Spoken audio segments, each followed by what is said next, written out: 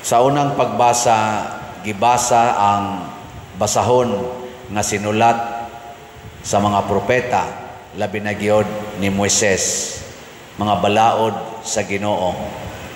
Unya, gipangutana dayon sila sa pari nga nagbasa, inyo baning tumanon?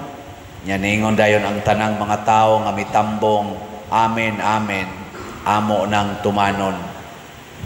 Diri sad sa atong ebanghelyo, si Jesus nibasa sad siya gyapon sa sinulat sa mga propeta nga pulong sa Ginoo, nya iya dayong gideklarar, kining bahina sa kasulatan natuman sumala sa inyong nadungog nga gibasa. Unsa may meaning ani mga igsoon? Kanang inig kadungog day nato sa pulong sa Ginoo, ayaw na pagduha-duha, ayaw na pag-analyze, tuman dayon. Nilingay mong tupad. Ning na mutuman ka? Ning na kuno, na mutuman. Oh, wa na mutuma, wa na musanong. Kinsa ninyo dinhi? Parehaban ni Esdras, nangutana sa mga tao. Kinsa ninyo dinhi karon nga nisimba nga musaad nga mutuman gyud sa pulong sa Ginoo sumala sa inyong madungog. Tasang kamot. Siguro mo? Kamo bang wa mo isa? Siguro mo? Siguro mo sa inyong desisyon? Sa ato pa, kay kamo wa man mo isa, musupak mo sa pulong sa Ginoo. Siguro mo, ana? Tagaan tamog second chance. Kinsa ninyo karon musaad nga inigkabati ninyo sa pulong sa Ginoo, bisag asa pa na ninyo mabati, inyo gyung tumanon, di na mo mag-angan-angan. Taas ang kamot. Ang di mo pataas, iya siyawa. Automatic. Sige, bitaw. Sige ha, wa na ko isa ninyong wa mo pataas ha. Magkagubot ang inyong kinabuhi. Daghang mga sakit o kasakit nga musod sa inyong kinabuhi. Tanawa ra to dito sa LA. Unsa may gisulti sa ilang host, Golden Globe Awards, this is a godless nation. Tanawa karon, kasakit. Tanawa ang mga tao nga wa mo tuog Ginoo, gubat, kasakit.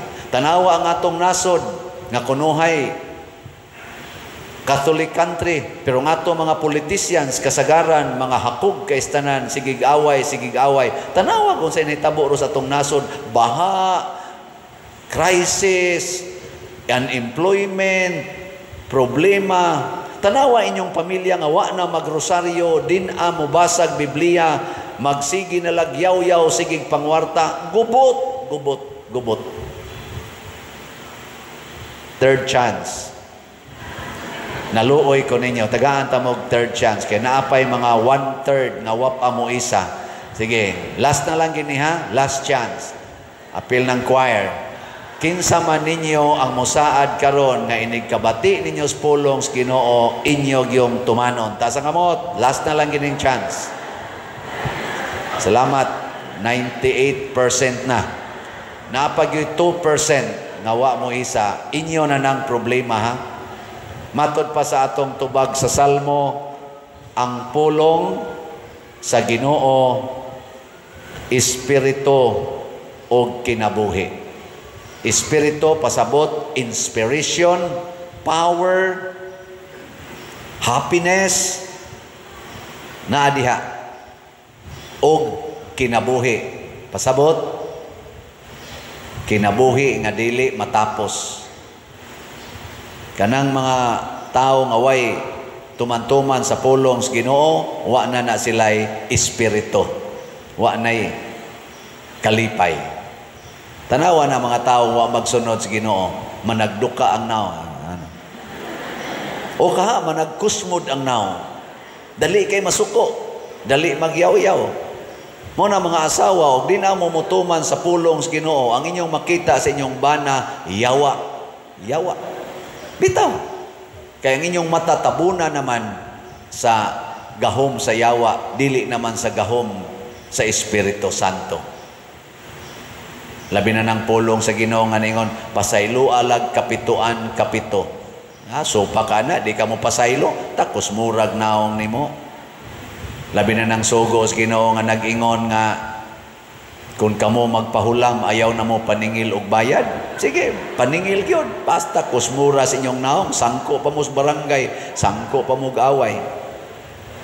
Labi na ng pulong sa Ginoo nga nag-ingon, biyai ang tanan, og sunod ka nako, nya maatas yung ka ng imong asawa, anak, balay, o uban pa, maatas yung ka sa imong kaugalingon. Hastang hadlo ka ni mo inigingon, anak kay stage 2 cancer, na nakay stage 3 cancer, pasti lang, hadlo ka, gini mo, Ginoo, itaw na. Hadlo kayo. Pero kanang nagtuman sa sogos Ginoo, nga biyai ang tanan, inigon, stage 4 na kay, ay, praise the Lord.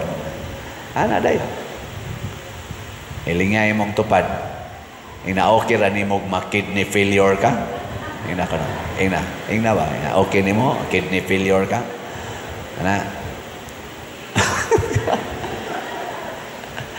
Mao na, samtang buhi pata, samtang mo ginhawa pata, napatay panabot, decision to do the will of God, the word of God. O kung sa may pinakasentro sa pulong sa Ginoo, matod pa sa atong ikaduhang pagbasa, mahimotang usa ka lawas ni Kristo.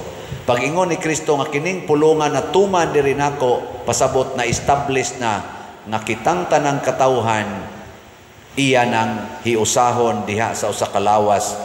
Kay matod pa diri sa atong kanini ang ebanghelyo, niingon man siya dinhi nga ang Espiritu sa Ginoo ania kanako, gidihugan ako aron pagsangyaw sa maayong balita ngadtos mga kabos, pagpadgipadala ako aron pagsangyaw sa kagawasan ngadtos mga binihag, o pagpahiuli sa pananaw sa mga buta, pagpagawas sa mga dinaog-daog, o pagpahibalo sa tuig nga ang Ginoo muluwas sa iyang katawhan. Unsaon ta niya pagluwas? Himuon ta niyang usa ka lawas.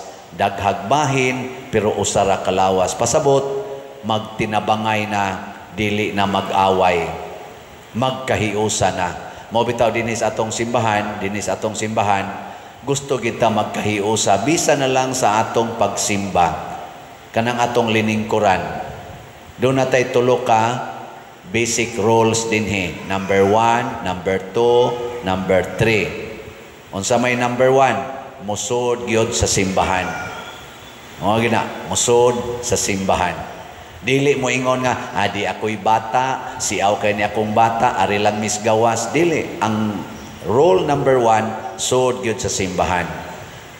Rule number 2, kung ang imong bata nagida or ikaw ba mismo nahimong kanang dili relax dinhi sa sulod, pasabot sige kag ubo, or ang imong bata siging tingog, siging syagit-syagit, siging hilak, siging dagan-dagan.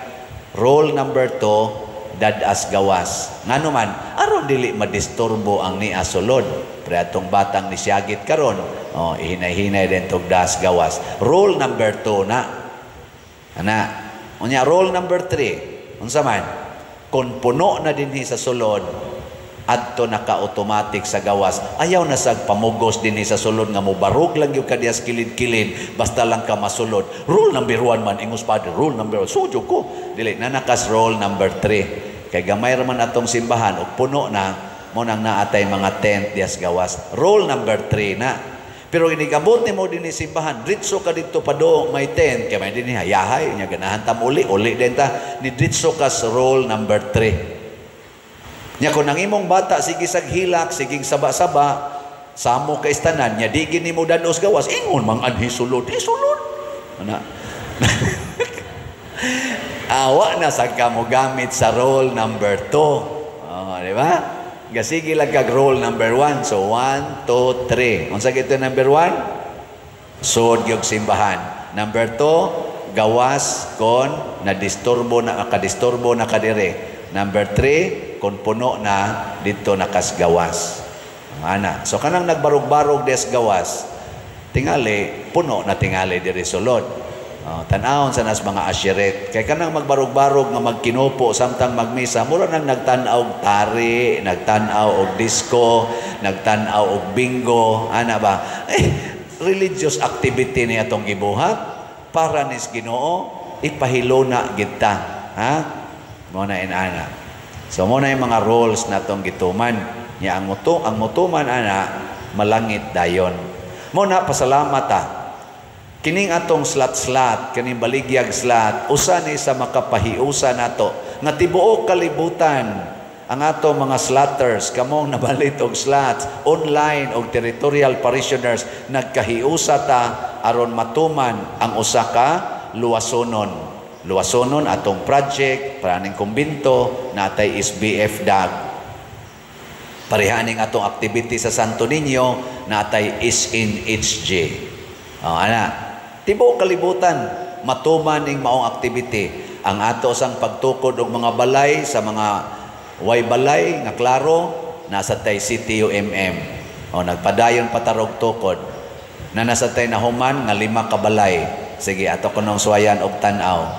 5 ka balay, ika-30 ang before ganahan mo anang balaya, mo na nakighiusa ta nila after. Tanawa. Nya, ika-31 before ganahan mo puyo ana, makighiusa ta after. Murag subdivision. Number 32. Kana, ganahan mong puyo ana, nya na kay mga anak, lisod kay na So nakighiusa ta nila after. Kana mapunan gid na. Nya number 33. Kaupat. Samot na nang puyo mo ana, mamao gid na sa among balay so. Anya after ako ni graduate lang kog college, wa ko kasuway anang klasihas balay. Ika-34. Samot na nang Sud kay na nakighiusa ta nila after. Tanawa. Kana mamanghura na sana. Sige, atong pakpakan ha. Kita ninyo pagluwas. Bisa na lang karong ting-uwan maluwas sila. Okay na kayo na. Sige, manindog na ta. Congratulations.